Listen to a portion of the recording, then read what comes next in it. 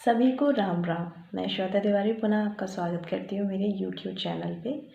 और जैसा कि मैंने आप सबसे आज सुबह ही ये प्रॉमिस किया था कि मैं YouTube वीडियो के साथ आऊँगी, और जैसा कि कल हमारी महिला मित्रों का एक बहुत बड़ा त्यौहार होता है, जगह जगह पे अलग अलग तरीक़ों से मनाया जाता है। जी हाँ, मैं बात कर रही हूँ करवा चौथ की।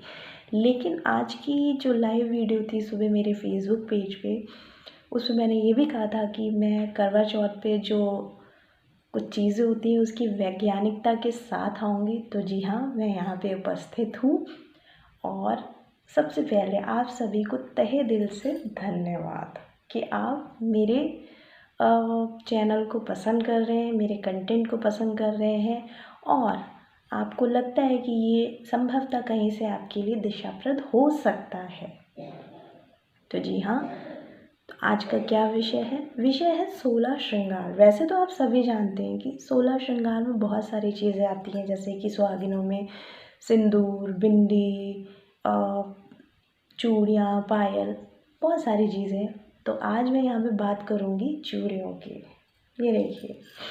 अच्छा, आप सबने सोचा है कि हमारी सनातन संस्कृति, देखिए मैं यहाँ पे धर्म की बात नहीं कर रही हूँ, मैं केवल एक सिविलाइजेशन की बात कर रही हूँ। जब किसी चीज़ का एस्टेब्लिशमेंट होता है और उनमें कुछ चीज़ों को प्रथाओं के रूप में आरंभ किया जाता है, उसके पीछे उसमें निहित वैज्ञानिकता का क्या तर्क है। तो सबसे पहले जानते हैं कि इसका इतिहास क्या है। इतिहास मोहनजोदड़ो की सभ्यता से आरंभ होता है, और संभवतः उससे पहले भी होता होगा, पर मेरी जो जहाँ तक जानकारी है मैं मोहनजोदड़ो की सभ्यता से आरंभ करती हूँ।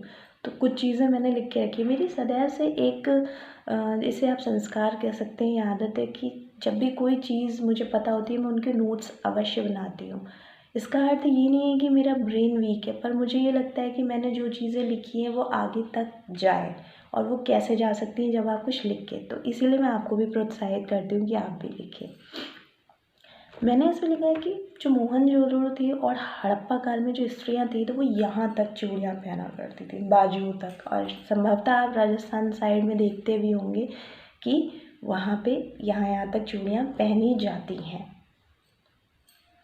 फिर रामायण काल में भी इसका बहुत बड़ा किस्सा मिलता है कि चूड़ियाँ पहनी जाती थी। मतलब हमें ये नहीं लगना चाहिए, हमारी आज की जो मॉडर्न लेडीज़ हैं वो ये सोचती हैं अरे ये सब आउटडेटेड है। नहीं, आउटडेटेड नहीं है, बहुत पहले से चलता चला आ रहा है।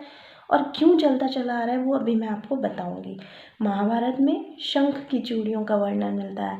यहाँ तक कि अगर आप शिशुपाल वध पढ़ेंगे, एक अलग से लिखा गया सब्जेक्ट है, तो उसमें भी शंख की चूड़ियों का आपको वर्णन मिलेगा। मेघदूत, कादम्बरी आदि में भी इनका उल्लेख मिलता है। अब आते हैं कि क्यों चूड़ियों को एक विशेष महत्व प्राप्त है हमारी सभ्यता में, क्यों स्त्रियों के लिए आवश्यक है। देखिए, मैं यहाँ पे किसी भी तरीके की प्राकृतिक भेदभाव की बात नहीं कर रही हूँ, मैं उस विषय की बात कर रही हूँ जहाँ पे जो स्त्री है उसका शरीर एक अलग तरीके से निर्मित है, उसके जो ऑर्गन से अलग तरीके से हैं, पुरुष के ऑर्गन्स अलग तरीके से। प्रकृति स्वभाव से ही कोमल होती है, तो उसके जो अंग हैं वो भी, जो अंदर निहित अंग हैं, चाहे वो किडनी हो, चाहे यूट्रस हो, चाहे जो भी हो, वो एक डिफरेंट तरीके से प्रकृति ने बनाया है। उसको सुरक्षित रखने के लिए हमारे ऋषि मुनियों ने कुछ रिसर्च करे, कुछ शोध करे, और फिर जाके उसे स्त्रियों के लिए महत्वपूर्ण बताया।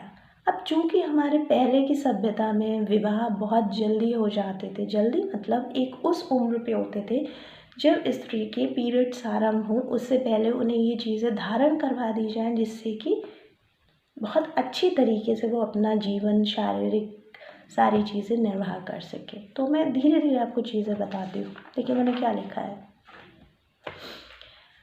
आज के ज़माने में अगर हम बात करें तो हम देखते हैं कि महिलाओं पे घर के साथ साथ ऑफिस की भी बहुत ज़्यादा जिम्मेदारियाँ होती हैं।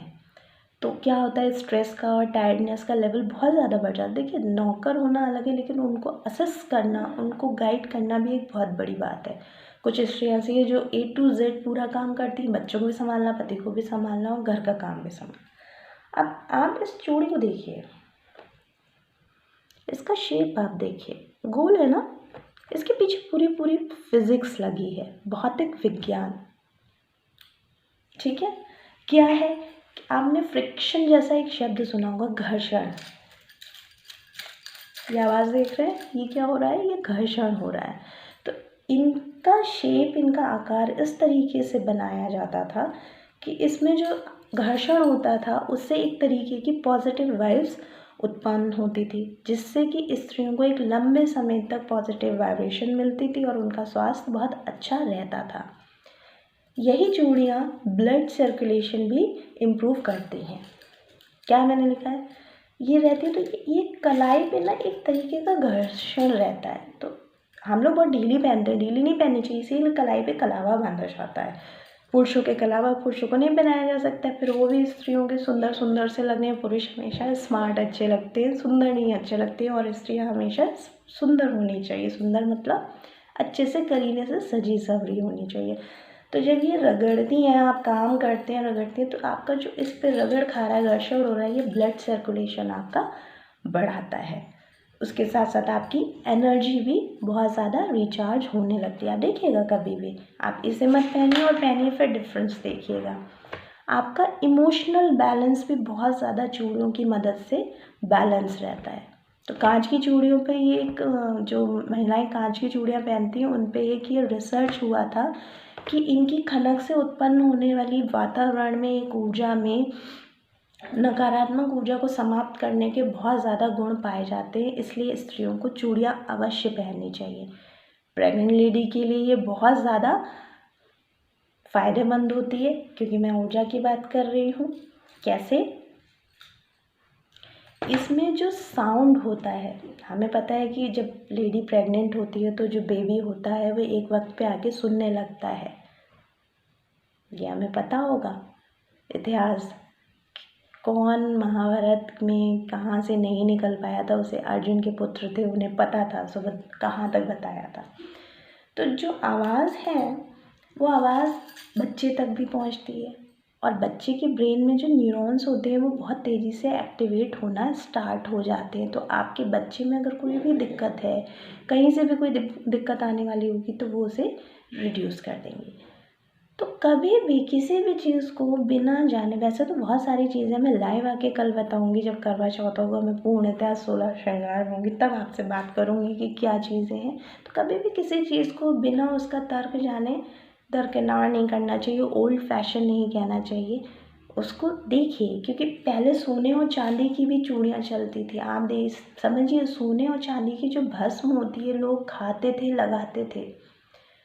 तो चूड़ियाँ बनाई गई कि सोना एक तत्व है, धातु है, जब वो हमारी स्किन में जाएगा तो स्किन एब्जॉर्ब करती है। क्यों च्यवनप्राश में कहते हैं कि सोना और चांदी मिला आपके बुद्धि को तेज करता है, आपके दिमाग को, शरीर को चुस्त और दुरुस्त रखता है। यही कारण है। तो कल करवा चौथ है, अपने पति की लंबी उम्र के लिए, अपने पति के लिए सजने के अलावा खुद के लिए कल सजिएगा, खुद के लिए तैयार होइएगा। क्योंकि यदि आप स्वस्थ हैं, आप सुरक्षित हैं, तो आपका पूरा परिवार, पूरा समाज सुरक्षित है। स्त्रियां हर चीज़ का आधार होती हैं। उसको ओल्ड फैशन में ना ले जाके इसे एक वैज्ञानिक तर्क देके अपने जीवन में उतारिए। आप अपनी संस्कृति को भी सुरक्षित करेंगी, स्वयं को भी सुरक्षित करेंगी, और अपने परिवार को भी। आशा करती हूँ कि आपको ये वीडियो अच्छी लगेगी। तब तक के लिए राम राम, शुभ रात्रि, ओम।